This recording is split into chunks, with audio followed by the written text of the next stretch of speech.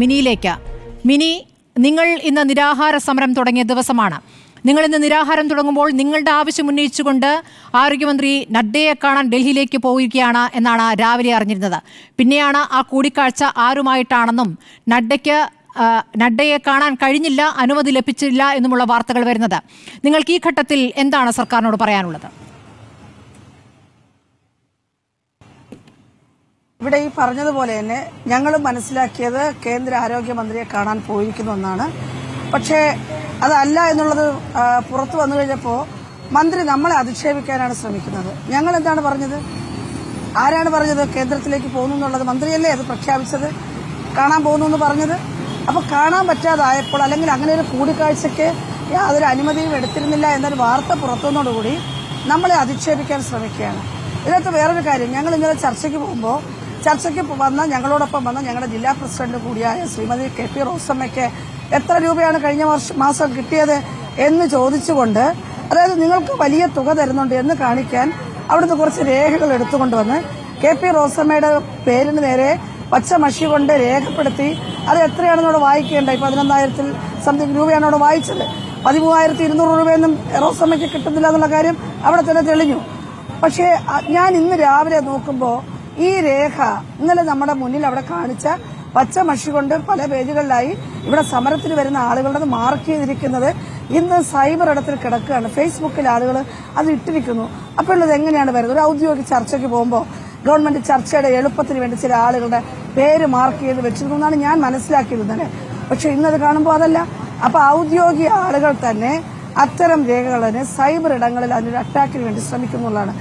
ഈ എത്ര cyber attack വേണമെങ്കിലും നടത്തിക്കോട്ടെ, എത്ര വേണമെങ്കിലും കോർണർ ചെയ്തോട്ടെ, പക്ഷേ ഞങ്ങൾ ചോദിക്കുന്ന ചോദ്യത്തിന് മറുപടി ഇല്ലെങ്കിൽ എന്തിനാണ് ആക്ഷേപിക്കുന്നത്? എന്തിനാണ് പരിഹസിക്കുന്നത്? 700 രൂപ മിനിമം വേതനം ചോദിക്കുമ്പോൾ അത് തരാൻ കഴിയില്ല എന്ന് പറയുന്നതോടൊപ്പം തന്നെ ആക്ഷേപിക്കുന്നു. അത് മനസ്സിലാക്കട്ടെ. എന്തെല്ലാം പരിഹാസമാണ് ഇവർ ചൊരിയുന്നത്. അപ്പൊ നേരെ വിളിച്ചിരുത്തി കഴിഞ്ഞ ഫെബ്രുവരി 15-ാം തീയതി എന്താണോ സംസാരിച്ചത് അത് തന്നെ വീണ്ടും സംസാരിക്കുന്നു. സമരം നിർത്തി പോകണമെന്ന് ആവശ്യപ്പെടുന്നു. ഇതെങ്ങനെയാണ് സമരം നിർത്തി പോകണമെന്ന് സർക്കാർ നമ്മളോട് ആവശ്യപ്പെടുന്നത്?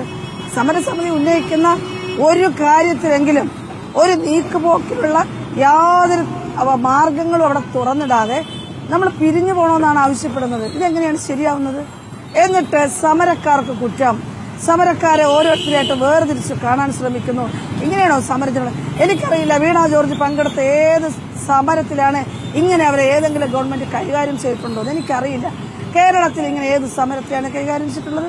ഇതൊരു ജനാധിപത്യ ഗവൺമെന്റ് അല്ലേ ഇവിടെ തെരഞ്ഞെടുത്തിരിക്കുന്നത്?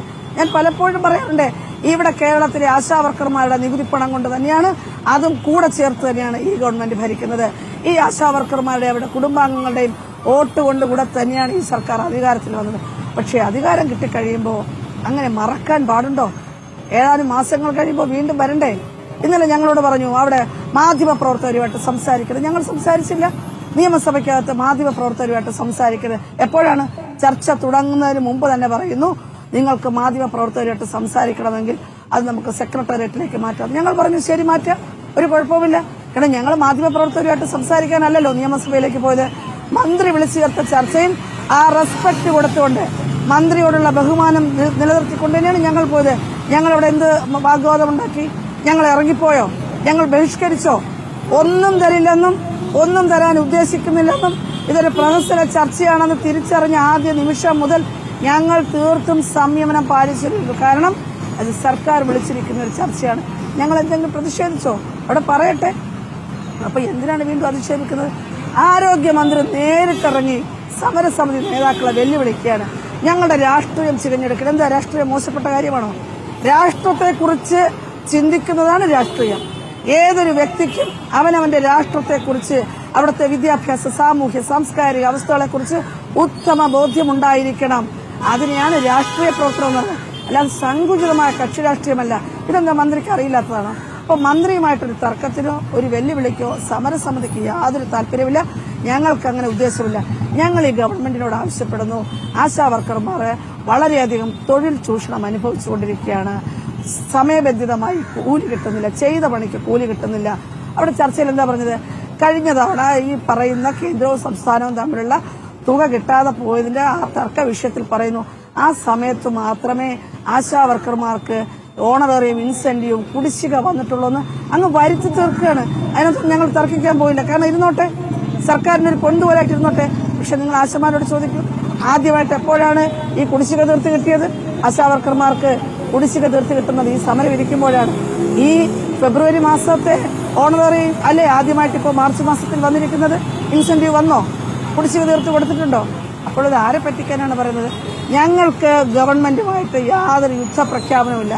ഞങ്ങൾ വളരെ മിനിമം ഡിമാൻഡ് ഉന്നയിച്ചിരിക്കുന്നു. ആ മിനിമം കാര്യങ്ങൾ ഞങ്ങൾ അഡ്രസ് ചെയ്യുന്നു. അത് മാത്രമേ ഞങ്ങൾക്ക് പറയാനുള്ളൂ. ഇത് സംബന്ധിച്ച് മന്ത്രിയുമായിട്ടോ ഗവൺമെന്റിനായിട്ടോ ഒരു തർക്കത്തിന് ഞങ്ങളില്ല. ഞങ്ങളുടെ ലക്ഷ്യവും അതല്ല.